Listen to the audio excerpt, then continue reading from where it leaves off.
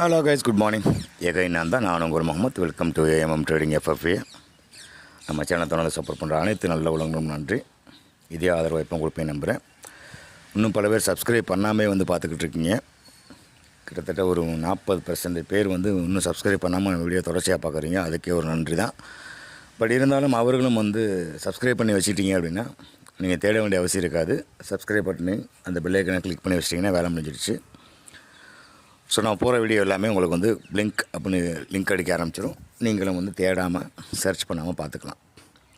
So இன்றைக்கி 13 Monday, October 13 Monday இல்லையா? So நாளைக்கு நிஃப்டியோட எக்ஸ்பைரி. ஸோ அதை பார்க்குறதுக்கு முன்னாடி ஆஸ் யூசுவல் குளோபலில் ஒரு பெரிய மாற்றங்கள் நடந்துருச்சு வெள்ளிக்கிழமை. அது என்ன அப்படிங்கிறது டெக்னிக்கல் லெவலாக பார்த்துட்டு அதுக்கப்புறம் நம்ம நிஃப்டிக்குள்ளே போகலாம். ஸோ அந்த வகையில் ஃபர்ஸ்ட் ஆஃப் ஆல் நாஸ்டாக்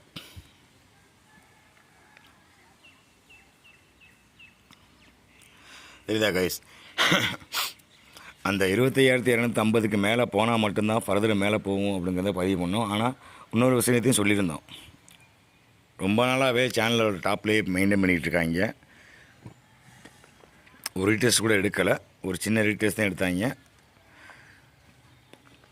அப்படிங்கிறத பதிவு பண்ணோம். கரெக்டாக ஒரே நாளில் அடித்து சப்பையாக கிளப்பிட்டாங்க. இதில் பியூட்டி என்ன கேட்டிங்கன்னா, அன்றைக்கி வெள்ளிக்கிழமை விழுந்ததை இன்றைக்கி திங்கட்கிழமை காலையிலே 50% டெவலப் பண்ணி கொண்டு வந்துட்டாங்க. இப்போ அதில் என்ன தெரியுது? அது ஜஸ்ட் ஒரு ப்ராஃபிட் புக்கிங், ஜஸ்ட் ஒரு பேனிக், அவ்வளோதான். இந்த 100% டேரிஃப் அப்படின்னு சொல்லிட்டு சைனாவுக்கு அனௌன்ஸ் பண்ணாலும் ஒரு சின்ன இஷ்யூ, அதில் இந்த மாதிரி நடந்திருக்கலாம். ஸோ ட்ரம்ப் இருக்க வரைக்கும் மார்க்கெட் நமக்கு நல்லா ஃபேவராக தான் போகும், கரெக்டாக. அதனால் பஞ்சாயத்து இல்லைன்னு வச்சுங்களேன். ஸோ டெக்னிக்கலாக பார்க்கும்போது 50% ஃபுல் பேக் கொடுத்துட்டாங்க. ஸோ கம்பல்சரி இந்த 24,800க்கு மேலே க்ளோஸ் கொடுத்துட்டாங்க அப்படின்னா மீண்டும் ஆல் டைம் ஹை நோக்கி ட்ராவல் பண்ண ஆரம்பிச்சிடும் நாஸ்டாக். அதனால் எந்த ஒரு பேனிக்கும் தேவையில்லை. டவ் ஜோன்ஸ் நினைக்கும் போது தான் கொஞ்சம் பேனிக்காக இருக்குது. ஏன் அப்படின்னா அந்த மேஜராக சேனல் இருக்கு இல்லையா, அது ரெண்டையுமே பிரீச் பண்ணி ஃபைனல் சேனல்கிட்ட வந்துட்டாங்க. எஸ், தெரியுதா? ஃபைனல் சேனல்கள் வந்துட்டாங்க.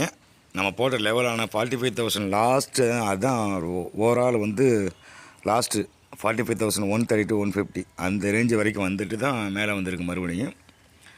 ஸோ இவனும் 50% ரீட்ரேஸ்மெண்ட் பண்ணிட்டாங்க. இருந்தாலும் டவ் ஜோன்ஸை பொறுத்தளவுக்கு நம்ம லெவல்ஸ்லாம் மாற்ற வேண்டியிருக்கு.